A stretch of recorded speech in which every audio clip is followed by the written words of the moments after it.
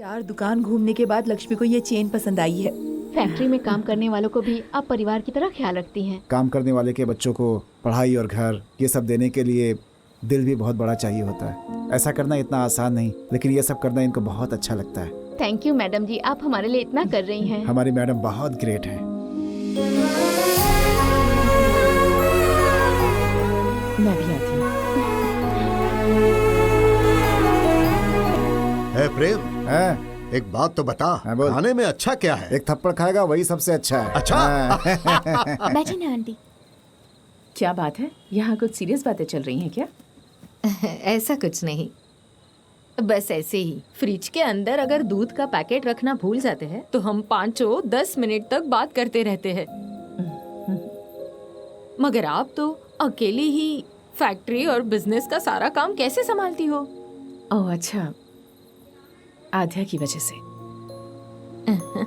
Life में कोई hope ही नहीं रह गई थी। ऐसा लग रहा था जैसे सब कुछ खत्म हो गया है। एक दिन मेरे पास आई और बोली, माँ क्या मैंने कोई गलती की है?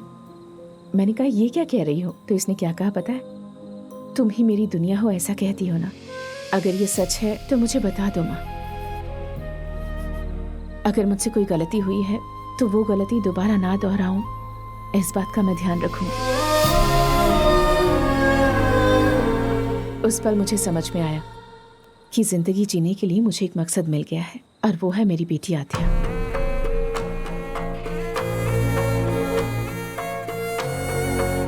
मेरे लिए मेरी बेटी ही सबसे बड़ी ताकत है।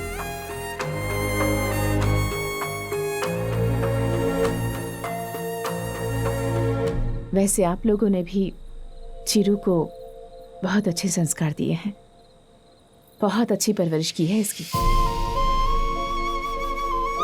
चिरू, इतनी औरतों ने तुम्हारी परवरिश की है, तुम लकी हो।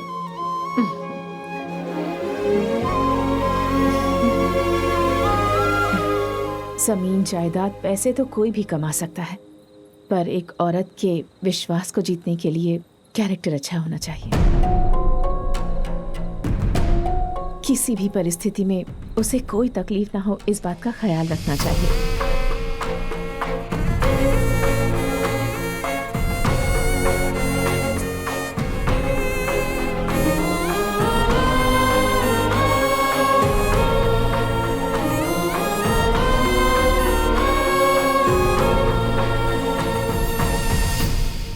कैसी बात कर रही हैं दीदी आप? एक बार जाकर घर जाकर बात करते हैं, चलो। ऐसा नहीं है दीदी। गौरी, हाय भैया, नमस्ते।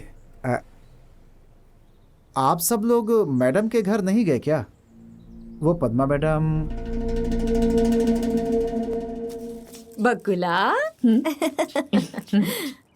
आप हमेशा ऐसे ही मुस्कुराती रहती हैं क्या?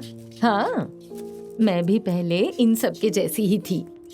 माँ के गर्भ से जब तक कोई जन्म नहीं लेता तब तक औरत की जिंदगी पूरी नहीं होती। मुझे बच्चे नहीं है इस बात का गम था। मानो मेरी जिंदगी खत्म हो गई, पूरी जिंदगी ऐसी होगी ऐसा लगा। तब चिरंजीवी का जन्म हुआ। उसे लाकर सबसे पहले उसकी माँ ने मेरे हाथों में रख दिया। उस पल के बाद मेरी जिंदगी मानो बदल सी गई। हरदम खुशी छाई रहती थी।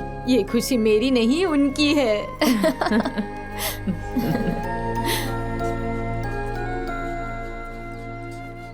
ये पौधे तुम्हें बहुत पसंद है ना बकुला? यही पौधे हैं जो मर्द और औरत में कोई फर्क नहीं समझते हैं। हमारे चीरू को भी पौधे बहुत ज्यादा पसंद है। घर में जहाँ देखोगे नजर आएंगे, सब वही लेकर आया है।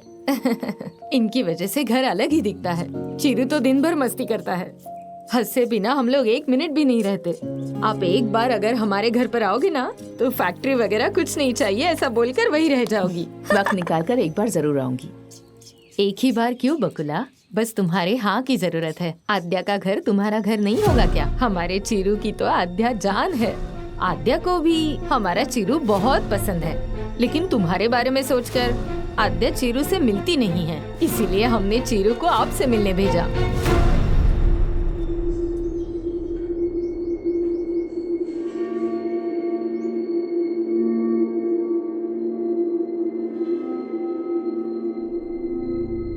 सुन लिया बकुला, वो आया तभी मैंने कहा मना किया था कुछ तो गलत है, पर तुमने बोला मेरी नजर ही गलत है। अब देखो मेरी नजर गलत है या सही है। सरिता जी, चुप हो जाइए आप भी औरत है ना। एक औरत होकर दूसरी औरत को धोखा कैसे दिया? असल में गलती तुम्हारी है। मम्मा, तुम चुप रहो। क्या है आध्या ये सब लोग तो अनजान थे। तुम्हें अपनी माँ के बारे में सब पता था, फिर भी तुमने ऐसा किया। एक तुम्हारे ऊपर ही तो विश्वास था और तुम भी सबकी तरह ही निकली। मैं एक ही बात कहूंगी, क्या घटिया परवरिश है। परवरिश की तो बात मत कीजिए। क्यों इतना गुस्सा आ गया आपको? पहले सोचना था। ऐसी बातें क्यों कर रही हैं आप? मैं सिर्फ बात कर रही हूँ, यही बहुत है। दीदी अब तो हद ही पार हो गई, चलो चलते हैं। अभी खड़े क्यों हो? निकलो यहाँ से, शर्म ही नहीं है। देखिए जरा शांत हो क्यों जाइए। क्यों? खामोश। यहाँ किसी तरह का कोई पहाड़ नहीं टूट पड़ा है जो तुम इस तरह से चिल्ला रही हो। मेरे लड़के ने उस लड़की से प्यार किया है, किसी को धोखा वगैरह दिया है क्या? क्या किसी के साथ कोई बदतमीजी की है या किसी को गलत नजरों से देखा है तो बताओ। एक बार फिर से कहती हूँ, हम सब मेरे बेटे से बहुत प्यार करते हैं, उसे तकलीफ में नहीं देख सकते। बकुला, हमारे बच्चे हमारी इज्जत के बारे में सोच रहे हैं, हमारी खुशी के बारे में सोच रहे हैं। अगर सिर्फ एक बार तुम भी इनकी खुशी के बारे में सोचकर देखो।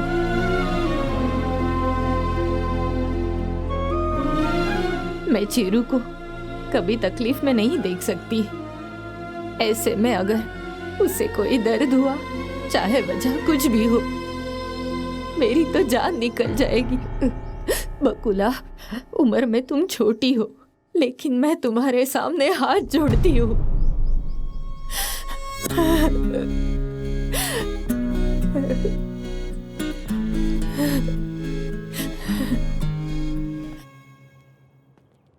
आंटी, आध्या के फोन से मैंने ही आपको चीरू के लिए मैसेज किया था। आध्या इस बात से बिल्कुल अनजान थी आंटी। यहाँ आने के बाद आपके बारे में सोचकर उसने चीरू को यहाँ से जाने के लिए कहा, पर हम सबकी वजह से वो जा नहीं सका। इसमें आध्या की कोई गलती नहीं है, उसकी जिंदगी में आपके बाद ही कोई है। क्या हुआ आध्या? ऐसा क्यों पूछ रही हैं? तुम कहती हो ना मैं तुम्हारी दुनिया हूं। तुम आज जैसी भी हो उसका कारण सिर्फ मैं हूं। कहीं ऐसा तो नहीं कि अनजाने में मुझसे कोई गलती हो गई है जिसकी वजह से तुम्हारी दुनिया बदल गई है? मैं नहीं चाहती मेरी दुनिया बदले, और आपने कोई गलती नहीं की। आपके अलावा और कोई नहीं है मेरा, इसीलिए सिर्फ आपके लिए ही मैं वापस चीरू से मिलने गई थी। तुमने कहा था कि मेरी माँ के बारे में नहीं पता। सोचा था करीब आ जाऊंगा तो सब कुछ ठीक हो जाएगा। करीब जाने के बाद पता चला कि तुम ही करेक्ट हो। अगर अनजाने में तुम्हारी माँ के बारे में मैंने कुछ गलत शब्द बोला हो तो मुझे माफ कर देना। अब जैसे आया हूं वैसे ही वापस चला जाऊंगा। हर मर्द के बारे में समस्या अलग ही होती है, पर औरतों के बारे में समस्या अगर समझ लो तो बस वही सबसे बड़ा पुरस्कार है। I'll miss you.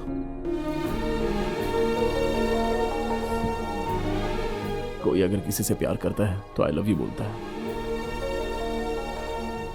लेकिन मेरे आई लव यू बोले बिना ही ऐसी स्थिति आ गई तो ऐसा तो मैं दुनिया में अकेला ही हूं।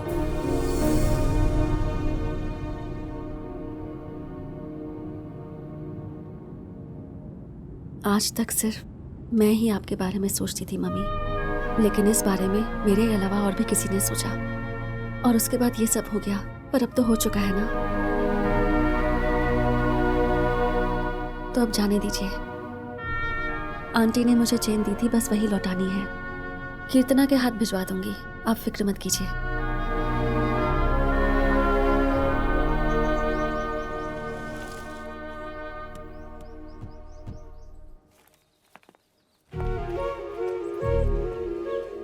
क्या बात है पद्मा? कौन है? ऐसे यहाँ खिड़की के पास खड़े रहकर क्या देख रही है? आइए, आओ बेटी। जाओ उन्हें अंदर लेकर आओ। तुम लेकर आओ। हाँ? पद्मा आइए। कौन है? आओ आध्या। आओ बैठो ना।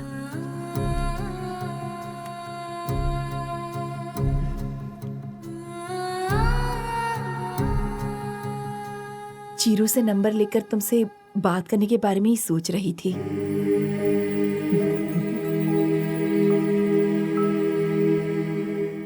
चाय कॉफी कुछ पियेंगे? अब नहीं, जरूरत नहीं है। Thank you. चाय कॉफी बनाने में 15 मिनट लगेंगे ना। हम लोग कोई सवाल ना करे इस बात से डर रही होगी। नहीं पीनी है तो जाने दो, हमें क्या।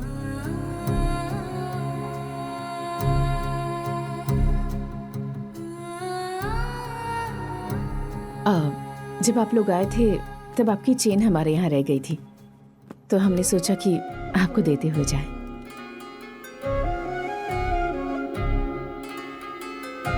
अरे इतनी जल्दी क्या थी? बाद में भी दे सकते थे। ऐसी कोई बात नहीं है, हम इसी तरफ आ रहे थे तो। मैं जा रही हूँ। पद्मा आप जा रुको। रही हैं? ये लोग आए हैं ना घर पर? यहाँ किस लिए आए हैं? मैं चुप नहीं रह सकती, कुछ तो बोलूंगी। फिर यहाँ भी कुछ होगा। मेरी वजह से काफी कुछ हुआ है। क्या है कि लाडला बेटा है ना, इसीलिए कभी कुछ नहीं बोली।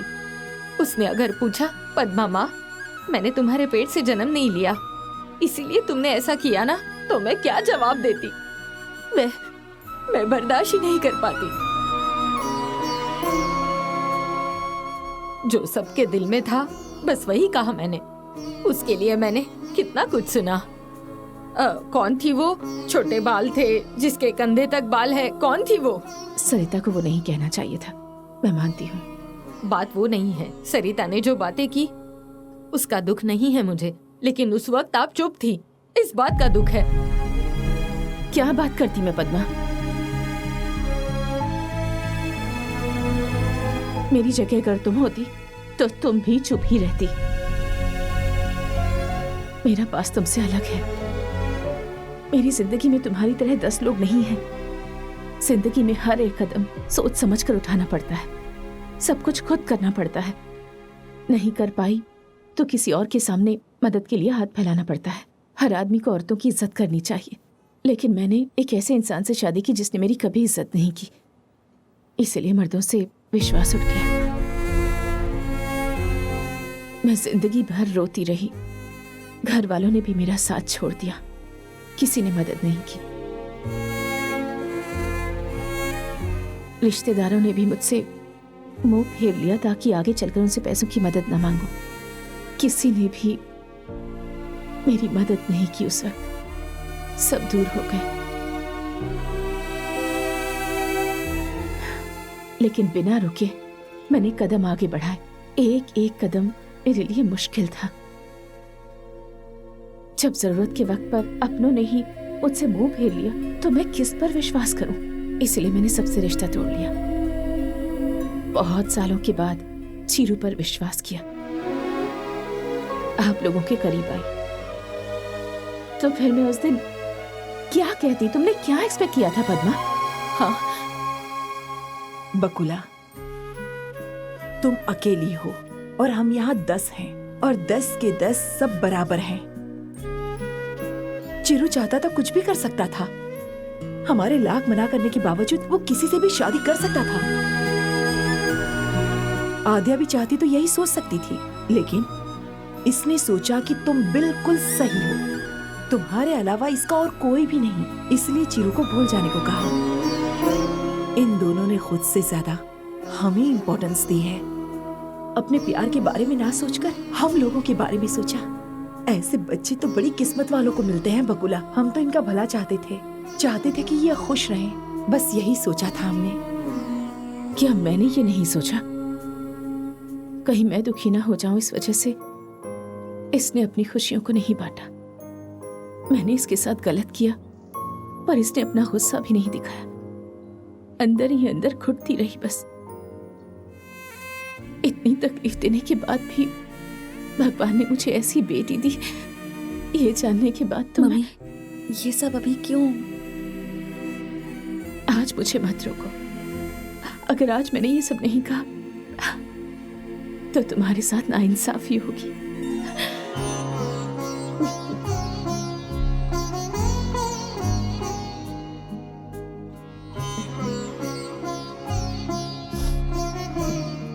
सब लोग एक तरफ रहें और हम लोग एक तरफ रहें तो वो दर्द कैसा होगा मैं समझ सकती हूँ।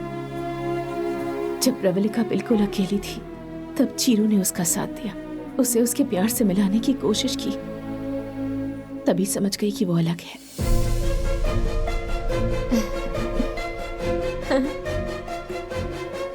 वो औरों जैसा बिल्कुल नहीं, खुद चलकर सामने आया। उसने ये मेरी बेटी के लिए किया होता तो शायद मैं उसे कभी माफ नहीं करती। उसकी वजह से मेरे और राधिया के बीच कोई दूरी ना आए, इस वजह से आपका बेटा चीरू अपने प्यार का बलिदान करने से पीछे नहीं हटा। उसी वक्त मुझे समझ में आया कि अगर कोई औरत कुछ समझ सकता है तो वो सिर्फ चीरू है। अब तुम्हें सब पता चल गया है तो हमारे चीरू को अपनी आद्या दे सकती हो ना? आपसे भी ज्यादा ख्याल रखेंगे हम इसका, हमारी आद्या का। दोनों की जोड़ी राम सीता जैसी लगेगी, शादी करवा दीजिए ना। हम चीरू को दुखी नहीं देख सकते, प्लीज मान जाइए ना। दुखी? वो दुखी है क्या? हम सब यहाँ खड़े होकर उसके बारे में इतनी बातें कर रहे हैं और वो कहाँ है? इतना इमोशनल डिस्कशन यहाँ चल रहा है और वो घोड़े बेचकर अंदर सो रहा है।